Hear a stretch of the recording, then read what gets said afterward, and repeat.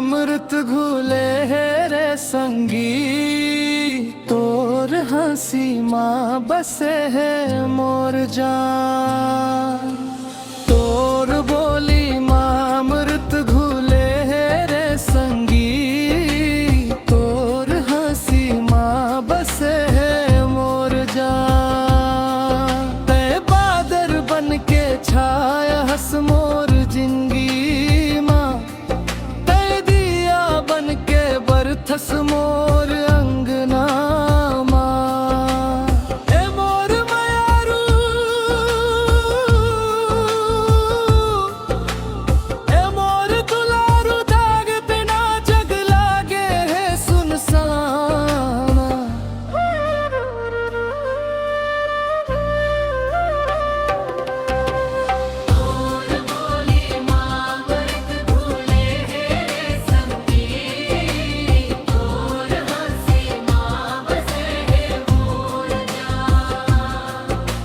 नदिया के तीर माँ, महुआ के छाँव माँ, तोर रस्ता देख थम मैं अपन गाँव माँ। चूड़ी खनत थे जब हाथ नचात हंसते, कतिक सुघर मोर मन लारी झात हंसते।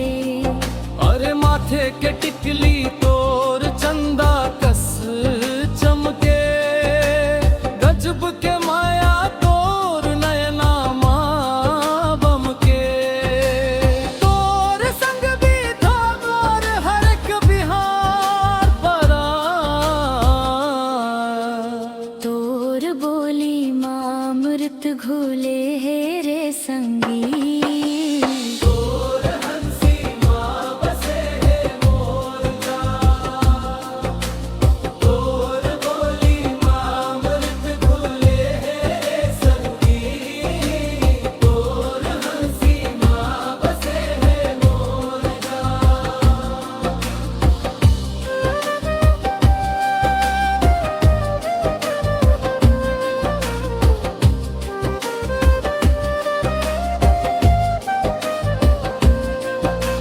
हरेली के गेड़ी औ पोरा के बेला, तोर संग देखूं मैं मड़ई के मेला।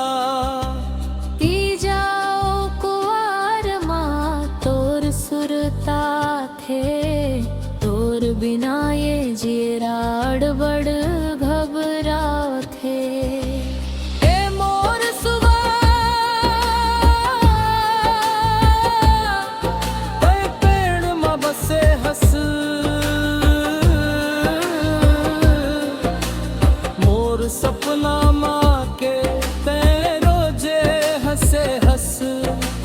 तोर बर छोड़ दूं मैं हंस के जहां,